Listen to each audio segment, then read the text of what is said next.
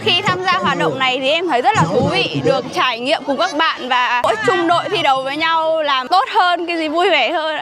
Tham gia cái hoạt động này thì em cảm thấy là rất vui và sôi nổi và các bạn nhiệt tình và có cái tình bạn bè, tình đồng chí ở trong khu tập thể ạ.